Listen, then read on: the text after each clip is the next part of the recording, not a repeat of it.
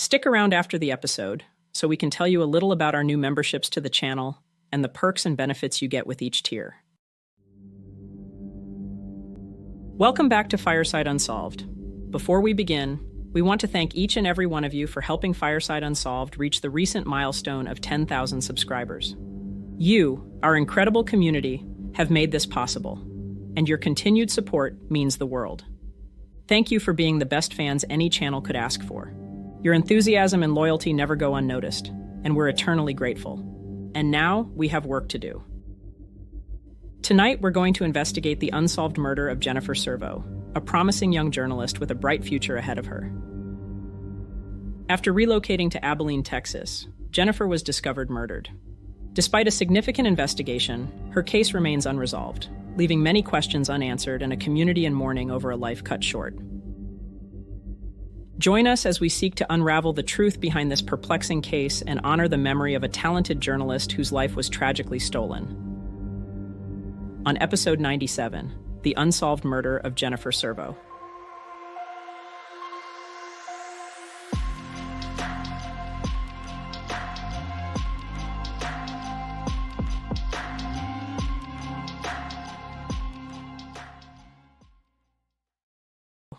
Jennifer Lynn Servo was born on September 23, 1979, in the small town of Columbia Falls, Montana.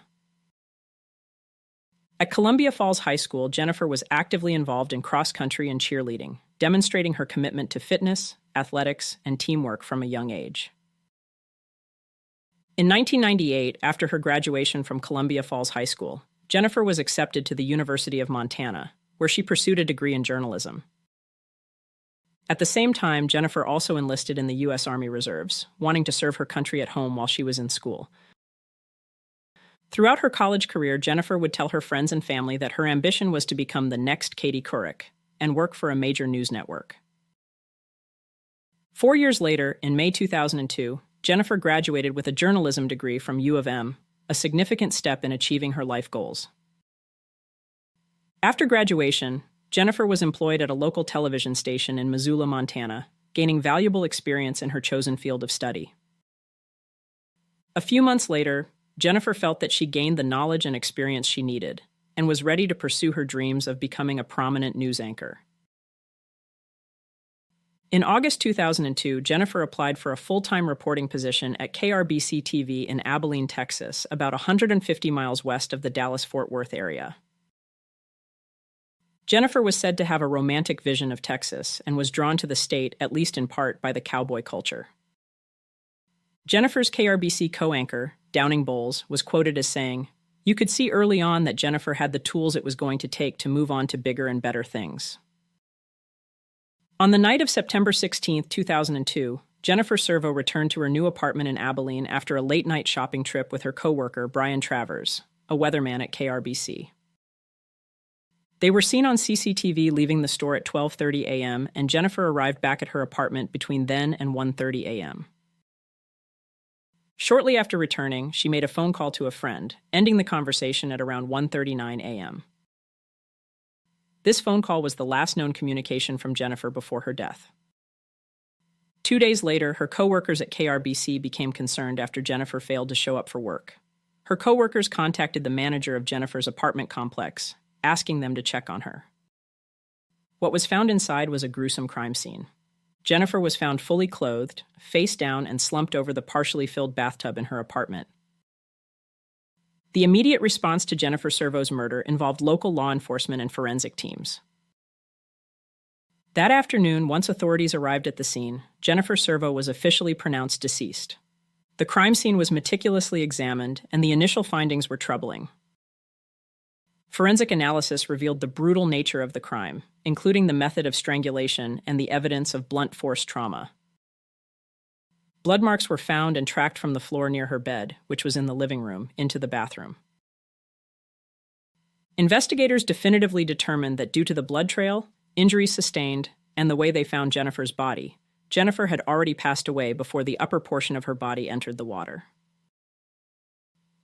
In the early stages of the investigation, police collected DNA from 6 individuals close to Jennifer. The fact that her apartment door was locked and there was no sign of forced entry implies that Jennifer might have been acquainted with her killer. A friend of Jennifer mentioned that she would not have let anyone in whom she didn't know, particularly because she was apprehensive about living in a new city. Jennifer had even obtained a local P.O. box to avoid receiving mail at her apartment. Furthermore, a neighbor reported hearing an argument coming from Jennifer's place before her death. The investigation has explored two main suspects to this point, both of whom have been ruled out. The first suspect was Ralph Sepulveda, a former boyfriend of Jennifer Servo, was initially considered a major suspect for the violent crime.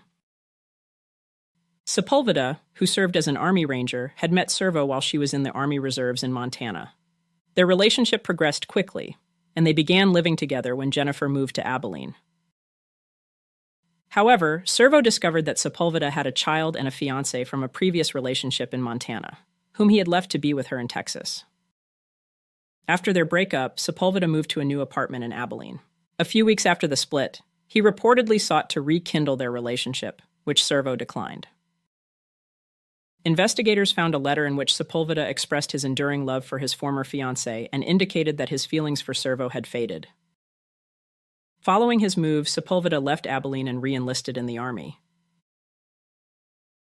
He told authorities he was at home the night of the murder and had gone to bed around 10:30 p.m. His detached demeanor and complicated past with Servo initially led police to consider him a suspect, but ultimately, he was cleared of any involvement in the crime. Brian Travers, a co-worker of Jennifer Servo and a weatherman at KRBC, was also considered a suspect. Travers and Servo had a brief romantic involvement, with entries found in Servo's diary suggesting that he was more invested in the relationship than she was. As stated earlier in the episode, on the night of Jennifer's death, Brian and Jennifer had been out together shopping. Travers later reported to police that a car had been trailing them that evening, but nothing has ever come from it. Questions remain. These include the identity of the perpetrator, the exact sequence of events leading to Jennifer's death, and the motive behind the crime. Her death was a significant loss, and the local community rallied to support her family and seek justice. Jennifer's memory was honored through various memorials and public gatherings, reflecting the impact she had on those around her. As of August 2024, the murder of Jennifer Servo remains an open case with no arrests so far, but the Abilene Police Department is still actively pursuing leads. Advances in forensic technology and investigative techniques may provide new opportunities for solving the case in the future. The unsolved murder of Jennifer Servo remains a poignant and troubling mystery. Despite the efforts of law enforcement and the media, Jennifer's murder remains unsolved. But as the investigation continues, the hope for justice and closure remains strong. Welcome to Fireside Unsolved memberships. Fireside is launching channel memberships to bring you even closer to the unexplained mysteries that we cover. Whether you're a seasoned lover of all things unexplained or just getting into the world of the unsolved and mysterious, we've got something special for you. Let's break it down. We have 3 tiers of membership, each packed with exclusive perks designed just for you. First up, we have the Concerned Citizen tier. As a concerned citizen, you'll get access to our custom Fireside Unsolved emoji, perfect for showing off your membership and dedication to Fireside Unsolved in the comment section. You'll receive access to exclusive loyalty badges to show off how long you've been a dedicated fan of the channel, as well as special shoutouts at the end of each video, all for only $1.99 a month. Next is the Investigator tier. Investigators receive the benefits of the Concerned Citizen tier, as well as priority reply to comments and members-only polls. We love reading your theories, and this is our way of making sure your voice is heard, as well as giving you a chance to shape the direction of the channel. You get to call yourself an official Fireside Unsolved investigator for only $3.99 a month. And lastly, for those who really want to show their love for the channel, we have the Lead Detective tier. As a lead detective, you get all the perks of both the Concerned Citizen and the Investigator tier.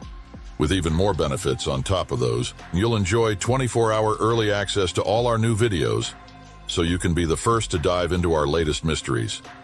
And if that wasn't enough, when our online store opens, you'll also get discounts on our merchandise, so you can show off your Fireside Unsolved fandom in style.